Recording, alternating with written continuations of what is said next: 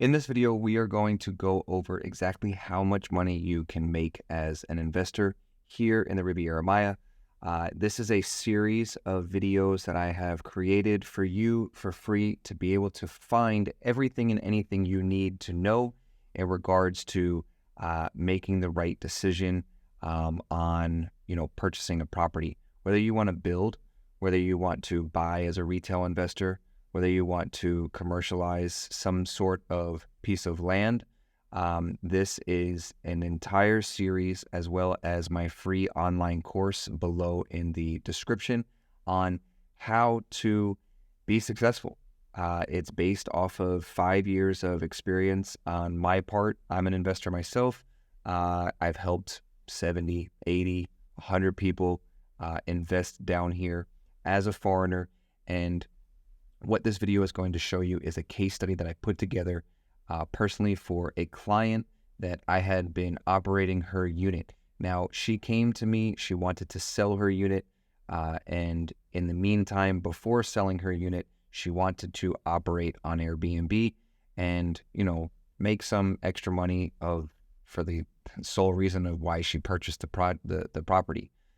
She purchased this property in Aldea Zama in a place called Zama, as a very, very fancy spot. She had a lot of concerns of renting it out and making sure that her property was going to be, taken care of. But I explained to her, if you didn't watch the previous videos, that there are 3 simple steps. You need to start out like any other business. You have to start out small. The prices have to be low. We must get 5 5-star reviews. We'll have Airbnb come through and take the photos, and these were the results. So just in 5 months, we had a 478% increase in Airbnb bookings. We increased her nightly price substantially from following exactly what I have done for the past 10 years. And so this is a proven model based on data. I don't do this stuff just like by telling people, oh yeah, this is what you should do. No, this is what I have done that has data-driven results. And so I'm going to walk you through this. I will include this for you to download so that you can check it out yourself. Please be sure to check out the course. It's going to go way further in detail than this entire series. But we're going to go over a brief overview of the property, the financial data, the revenue analysis, the financial performance, and then you can check out the book that I wrote to go even further in detail. So this case study provides an in-depth analysis of a property investment in Mexico that has achieved a remarkable 478% growth in Airbnb bookings over a span of just 5 months. It's going to examine the strategies implemented in pricing, marketing, and operations, including detailed revenue and expense breakdowns so that you have this to look at to create a benchmark for yourself. And then, you can use, ChatGPT or Microsoft Excel, Google Sheets to create your kind of P&L statement, your, projections on a property that you're looking for. Maybe you came across this video because you're trying to figure out how much a property would make. Additionally, the study explores the dynamic occupancy rates and guest satisfaction factors contributing to the robust performance of this specific property. And the insights are drawn from comprehensive market analysis and financial assessment. Financial assessments offer valuable lessons for scaling similar business models in a competitive short-term rental market. All right, so here's the background. The property is situated in a sought-after area of Aldea Zama called Zama under the property called Templia. Now, the developers here is a group called Group R4 or Group R4. They are the owners of Tulum, Aldea Zama. They purchased the land a long time ago. They're a very well-known development company. I know them personally through my connections and my partner. And so this is a bohemic chic 2-bedroom residence that basically is luxury. It's tailored for Tulum's visitors. there's, like I mentioned, 4,000 competing 1-bedroom, 2-bedroom Airbnb units, and this property stands out with its Cancun walls. The investment was driven by a singular focus: to secure a short-term rental revenue with a goal of at least an 8% investment return. That was what she wanted. That was the benchmark that we were able to successfully surpass. The market dynamics present a challenge because there is a lot of competition. With their seasonal shifts leading to lower occupancy from August to October, and then the high season spanning, through the winter months. So we wanted to make sure that we capitalized on that. And to navigate this dense competitive landscape here in Tulum, and to establish our market presence, the property offers a high-end concierge service. So we provide a shuttle to and from the airport. What else do we do? We have we have a chef. I'll show you kind of what we do. We have ATVs. We have all kinds of things that we use to attract people to come here. So we have exclusive rights with Bonbonniere, Rosa Negra. We have poker nights, car rentals, spa, chef, yacht, kayak, events, bicycles, so you can come and people can come through and they can book an excursion with us. They can fill out the stuff right here.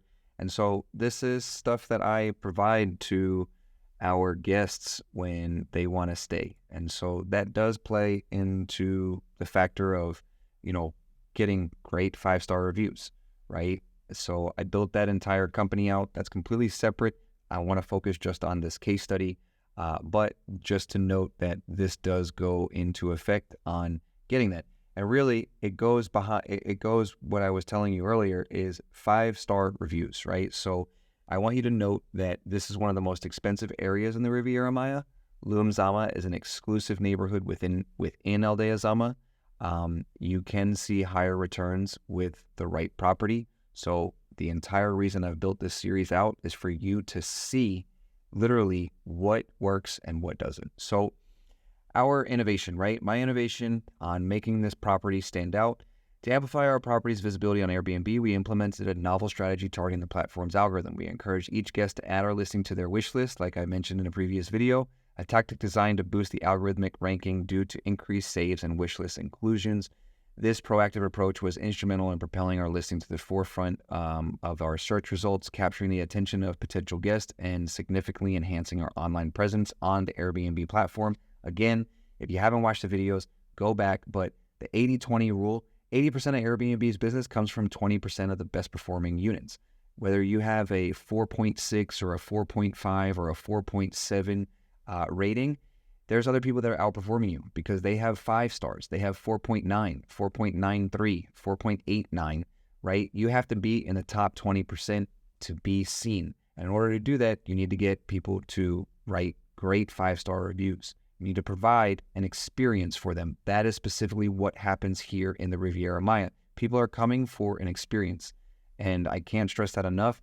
If you think that you have a great property and you're sitting at a 4.5-star rating and you think that that's pretty good, that is pretty good. It's not great. And so you need to go back and you need to refix your listing and you need to figure out how you can just get nothing but 5-star reviews. The concierge service is a differentiator. We augmented the standard rental experience by introducing a concierge service. So we have chef sessions, we have scooter rentals, exclusive excursions, and we not only elevate the level of comfort and adventure for our guests, but we also enhance the guest satisfaction. So again, I'm not going to go through this too deeply with the 5-star reviews. I did that in a previous video. Go back, watch it, click the link below and download my course for free, and it will walk you through everything. So here's the financial data, right? So she originally purchased this property for $395,000 and she spent about $10,000 for furnishing. So she was at a $405,000 all-in investment property for a 2-bedroom, 2-bathroom inside Zama, created and designed, built by Group R4, which she bought this a couple years ago. but this foundational investment laid the groundwork for a high-yielding asset in a competitive market like Tulum. So the property taxes. What are property taxes? Property taxes are let me zoom in a little bit on this so you can see. Property taxes are 0.01% of the property value annually. Maintenance, we pay $52 a month for maintenance. The internet is around $30 a month. This is, your fiber optic. Electricity is between $100 and $200 per month on average. There's different ways you can lower it. You can get the Nest, the Google Nest equivalent to, work with your air conditioning, the splitters. HOA fees are $2.30 per square meter. This property is around 1,200 square feet. Cleaning fees, $40 per cleaning, the average of 5.5 cleanings per month. This is usually paid for by the guests. The average nightly rate is $153. Occupancy rate at 71.1% for the period between May 26th and November 4th. That is the amount of time that I operated this unit. The cleaning fee revenue, so she had $39 net income per cleaning, so $89 is charged to the guest, right? So she's making a little bit of money off the cleaning. The total days, May 26th to November 4th, is 163 days. This doesn't include future bookings, which brings the average up to $175 a night, because I did have future bookings in the calendar for this. So the occupied days, 116 days, approximately, based on a 71% occupancy. The gross rental income for those 116 days, 153. The additional cleaning fee income, 5.5 cleanings per month. 39 net income per cleaning, 5.3 months for the period calculated. This is just giving you all this information straight up, right? So the total gross revenue is the gross rental return plus the additional cleaning fee income. So the net operating income, so our lowest rate was $61.87. Our average nightly was $153, and during the high season is $358.20. So calculated by subtracting the total annualized expenses from the total gross revenue. Note that this does not take into account any potential mortgage payments or capital expenditures for improvements, okay? So I mentioned briefly that getting a mortgage or getting financing here has been quite difficult. I have partnered with a few banks that if you do need a mortgage, you do need some sort of financing, please contact me. Write a message in the description. In the comments below, and I can connect with you. So here's a rental income: 71.1% occupancy at 163 days for the May 26th and November 4th. Occupied nights was 163 days. The total rental income is 116 nights times 153, which is about $17,748. The cleaning fee income, assuming that an average of 5.5 cleanings per month, which that was the average, midpoint of 4 to 7 cleanings as stated for 5.5 months. So she brought in about 30 cleanings. So the total cleaning revenue, 30 cleanings at $79 charged, is to the guest $23.70 minus the $39 cleaning. For the 30 cleanings, the $40 expense, so she paid $1,200. So the net cleanings was she pocketed an extra $1,170 on the cleanings. So here's the expense overview. We prorated it for the year because May 26th and November 4th. The monthly maintenance is $52, so that's $286. Property taxes is $180 for those 5 months. Utilities $990. The HOA fees at $2.30 a square meter. She's at 111 square meters, 5.5 months. It's about $1,408. The cleaning cost is $1,200. So once we have this data sorted, we can then project properly the yearly ROI. Remember, at the time of calculating this, we had future reservations increasing our nightly average rate. I did not include those, so in reality, these numbers would be higher. I didn't take into effect the future bookings. I just did it for this based on May 26th to November 4th, because we went through a low season and then we started getting into a higher season, which actually would have made the amount even higher, Christmas and New Year's. So I'm not going to go through this. You can download this. But basically the total operating expenses were about $4,064. Gross revenue, 17, and rental income and cleaning income brought it to about 19,000. The NOI is 18,918 minus the operating expenses brings you down to 14,854. Therefore, the net operating income for the property from May 26th to November 4th, based on 153 average nightly rate, after deducting the expenses, is 14,854. And to project the annualized return, we need to make the assumption for the revenue generated during the remaining part of the year. Since we have a 71.1% occupancy, we can use this to estimate the annual revenue based on the same occupancy rate and the 153 average nightly rate. So here's how we do it, right? Here's how we calculate it. So we got 365 days, 71%, 259 days, at the 71%. Estimated annual gross rental revenue, 260 days at 153 a night, is 39,780. Net, now, again, this is actually higher because over time, this is growing, and I didn't even include the higher nightly bookings that I had in the future just to do it very conservatively, okay? So for the expenses, monthly maintenance, 52. Here's all these numbers. HOA fees at, the square meter per square meter, it's $3,200 a year. The cleaning costs that she's getting is $2,640. Then we have the annual expenses. What we did was we got an annual ROI of 8.16%. It does not include appreciation. Why is this appreciation so high? This is in the most sought after, most developed region of Tulum in Aldea Zama. She's getting about a 17% ROI, which includes the which includes the appreciation. Now, if you've spoken to real estate agents, developers, brokers, they are going to tell you that you're going to see 9, 10, 11, 12% return on your investment from the rentals. It's not true. Those numbers were back during COVID, and those numbers were very accurate. Why? Well, again, supply and demand shows that if the rest of the world is closed down and the only place that you can travel to is Mexico, well, the demand is going to be higher and the supply kind of becomes irrelevant and you can raise your prices.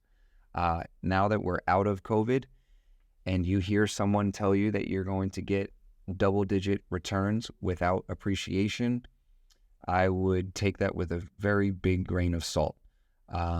You're not going to see that. Now, with appreciation, yes, you will.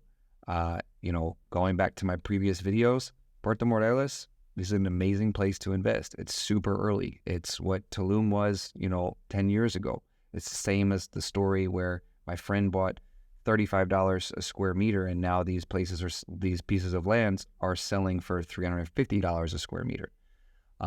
So you can go through and check this case study out. I do have a link to my book that I wrote that you can check out here. This is something that, again, is just more and more information for you to check out. But now we've reached a spot where we need to figure out taxes, okay?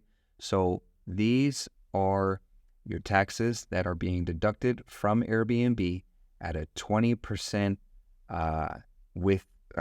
being held 20% from the Mexican income tax to 16% VAT tax, which brings it to 36%. In the next video, this is a pre-recorded video that I recorded a while back with a friend of mine, Bobby, who is a tax consultant. He will get your taxes brought down to only 12%. This is important information. This is pretty much make it or break it for any investor who is looking to make money on Airbnb, make money as a short-term rental within the Riviera Maya or just Mexico in general. How do you get your taxes from 36% to 12%? Well, it's simple. You do need to get your Mexican residency as well as your RFC number. In the next video, I'm not going to do a well, yeah, I'll do an intro, but basically, I sat down with Bobby. He goes through every single thing that you need to do. And if you would like to get your residency, you can reach out to me. It does cost $1,500 for your residency and your RFC to save 64% on taxes. So in the next video, we're going to jump in there with Bobby, and we're going to go through he is going to explain to you exactly what you need to do, and you're more than welcome to join our group. I'll leave a link in that video, but feel free to download this case study so that you can go through and this can create a nice benchmark for you. And I'll see you in the next video on how to reduce your taxes by 64%.